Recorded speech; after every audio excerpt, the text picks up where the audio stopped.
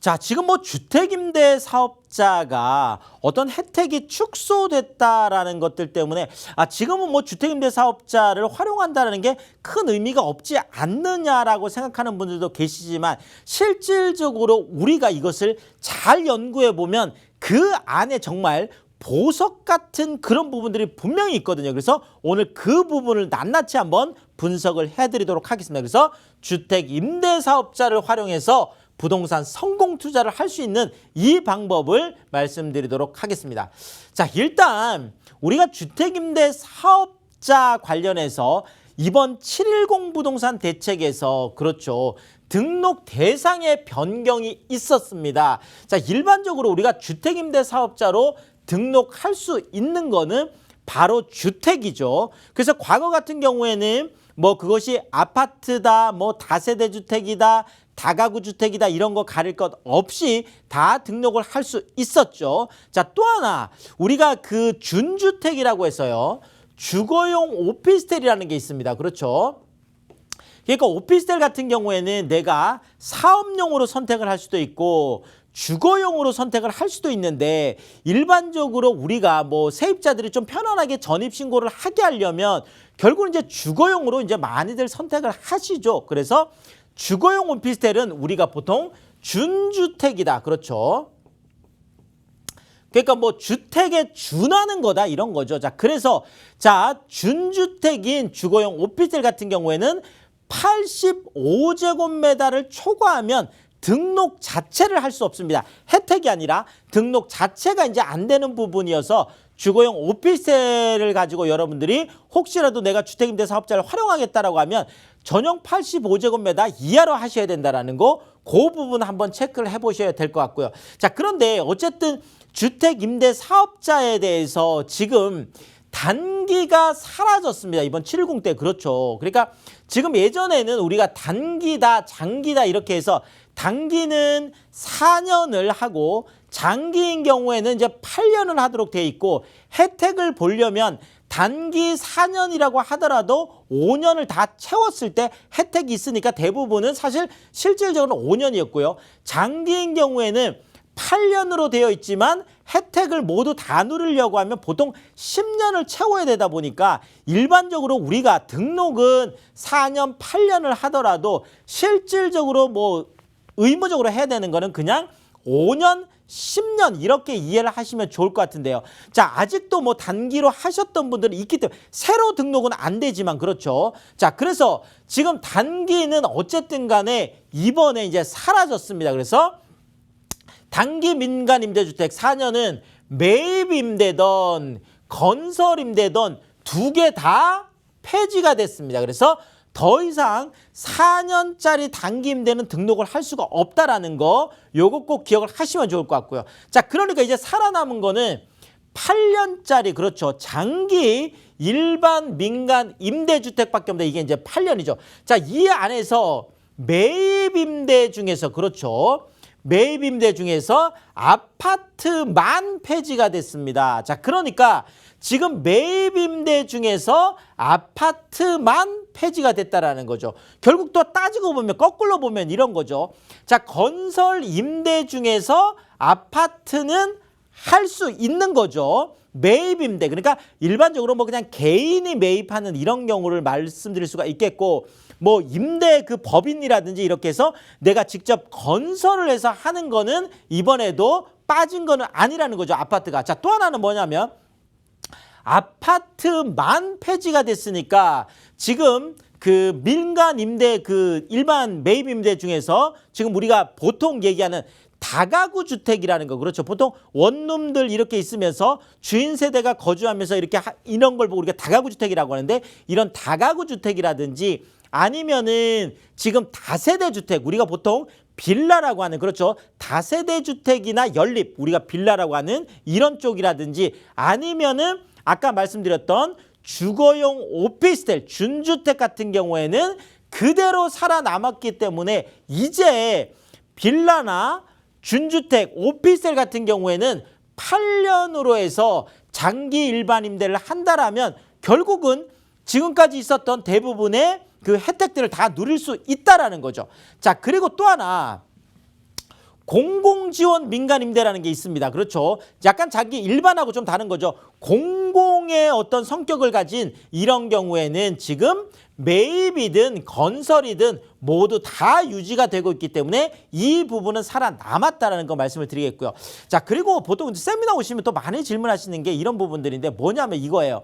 예전의 기억을 가지고 있고 내가 주택임대 사업을 하려면 내 집이 있으면서 뭐 한 5채 이상이 있어야지 주택임대 사업을 할 수 있는 거 아니냐 이렇게 생각하시는 분들이 있는데 지금은 그런 조건이 아무것도 없습니다. 자, 그러니까 주택임대 사업이라는 건 아까 말씀드렸듯이 등록 대상이 된다라고 한다면 내가 집이 없어도 상관없어요. 그렇죠? 그래서 내가 주택임대 사업을 하는 것이 하나만 있어도 상관이 없겠고, 자, 또 하나는 내가 한 채만 있어도 가능합니다. 그렇죠? 한 채만 있어도 가능하니까 뭐 2채, 3채 많아야 된다는 건 아니죠.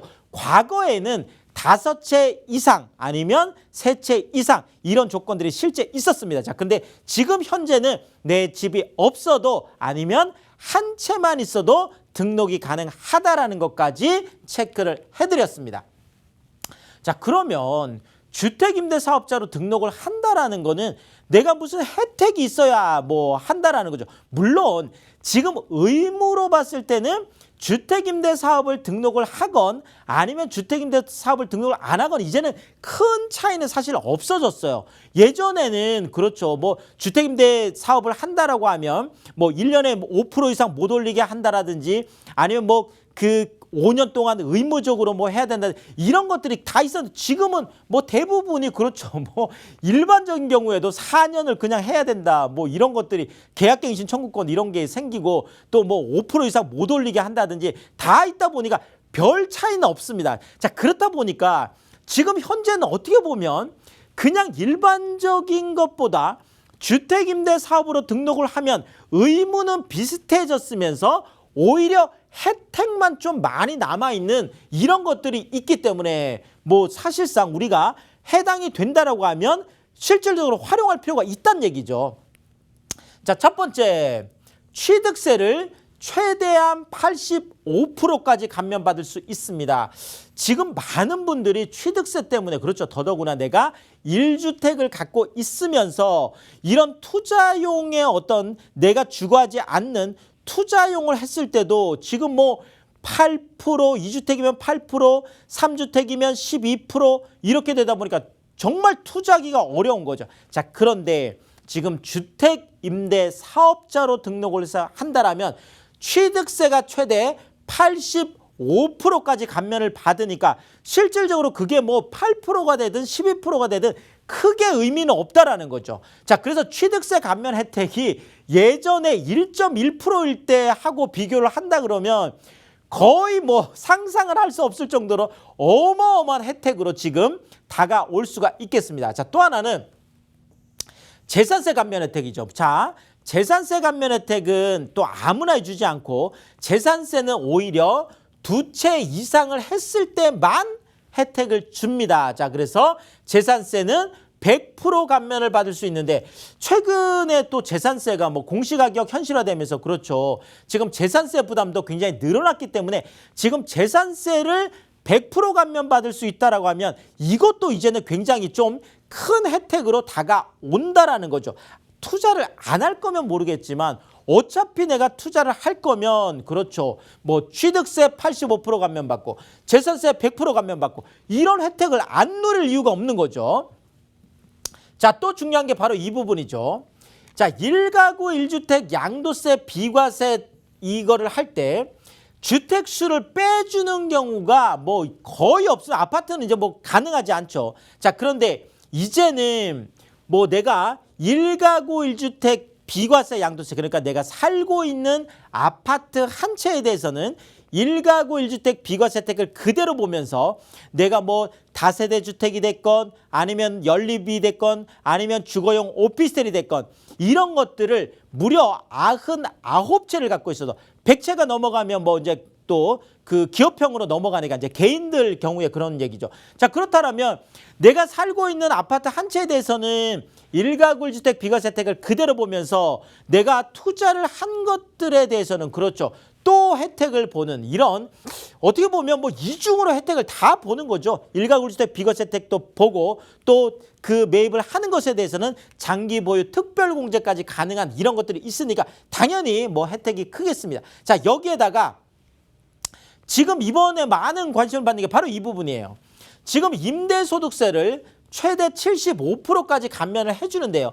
자, 2천만 원 이하인 분들은 지금 뭐 작년까지만 하더라도 신고를 하지 않았습니다. 근데 올해 같은 경우에 2019년 임대소득 귀속분에 대해서 2천만 원 이하인 경우에도 신고를 하다 보니까 이제 이것도 부담이 된다라는 거죠. 그러니까 내가 조그만한 거 하나 가지고 월세를 받더라도 이게 뭐 아무래도 소득으로 잡히니까. 자, 그런데 지금 등록을 하면 2천만 원 여기에 대해서 그 필요경비율이라고 해서 무조건 또 60%를 빼줍니다. 그러면 1,200만 원을 빼주는 거죠. 자, 여기에다가 기본공제를 또 400만 원을 해줍니다. 자, 그러면 내가 소득은 2천만 원인데 실제 뭐 빼주는 게 1,600만 원을 빼주다 보니까 400만 원만 벌었다고 봐주는 거죠. 자, 여기에 대해서도 내가 종합과세로 갈 거냐 또 분리과세로 갈 거냐 이걸 또 선택할 수 있어요. 자, 분리과세가 일반적으로 좀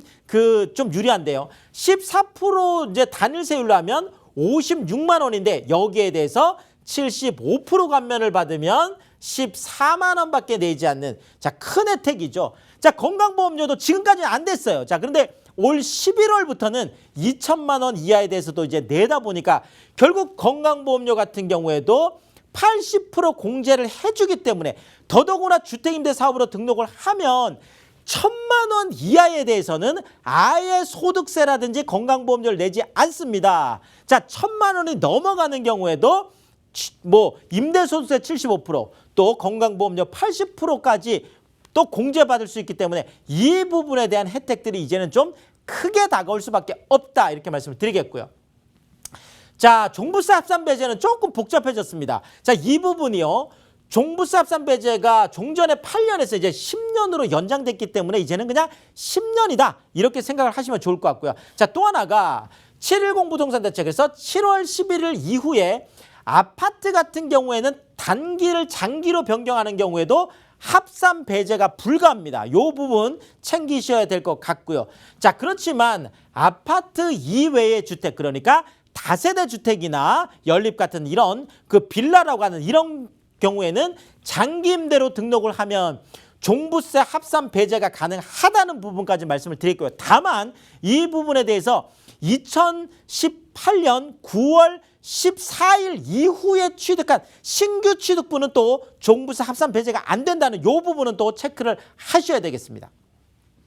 자, 주택임대사업 모든 혜택을 다 받으려면 어떻게 하면 좋을까요? 자, 이제 아파트는 안 되기 때문에 결국은 다세대 주택이나 연립 같은 이런 빌라 그다음에 주거용 오피스텔 쪽을 선택을 하는데 이 안에서도 신축을 선택하셔야 취득세 감면 혜택을 받을 수 있다는 거 기억을 하시면 좋을 것 같고요.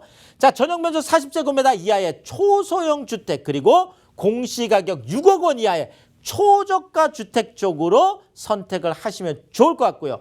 자, 또 하나가 아무리 세금 혜택이 있다고 하더라도 입지를 포기할 수는 없다라는 거죠. 자, 한강 가까운 입지 반드시 선택을 하셔야 될 것 같고요. 자, 1, 2인 가구가 많이 늘어나는 이런 입지로 선택을 하셔야 되겠습니다. 자, 그리고 월세뿐만 아니라 시세 차익까지도 누릴 수 있는 이런 쪽의 입지에 투자하시면 좋을 것 같습니다.